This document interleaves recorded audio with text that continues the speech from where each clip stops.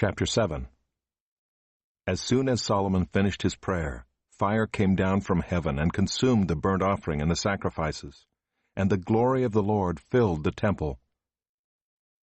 And the priests could not enter the house of the Lord because the glory of the Lord filled the Lord's house.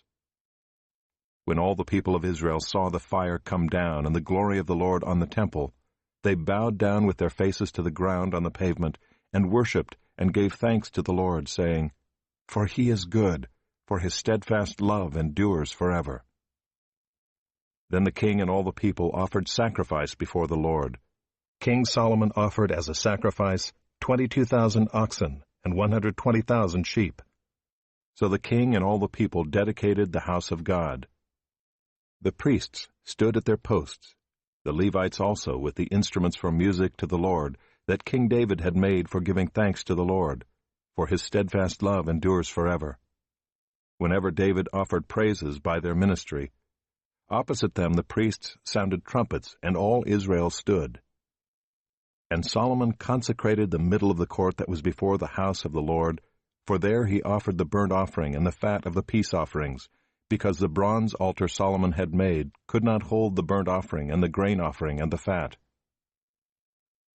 At that time Solomon held the feast for 7 days, and all Israel with him, a very great assembly, from Lebo-Hamath to the brook of Egypt.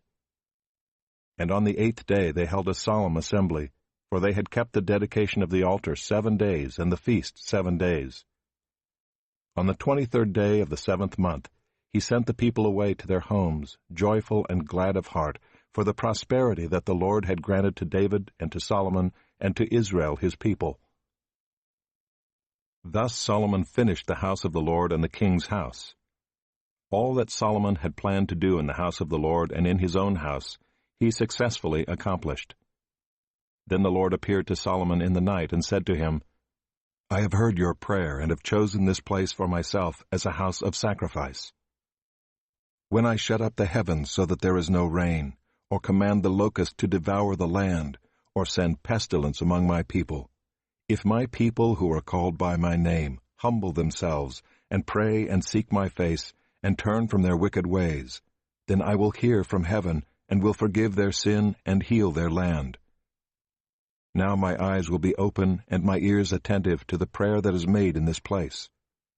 For now I have chosen and consecrated this house that my name may be there forever. My eyes and my heart will be there for all time. And as for you, if you will walk before me as David your father walked, doing according to all that I have commanded you, and keeping my statutes and my rules, then I will establish your royal throne, as I covenanted with David your father, saying, You shall not lack a man to rule Israel.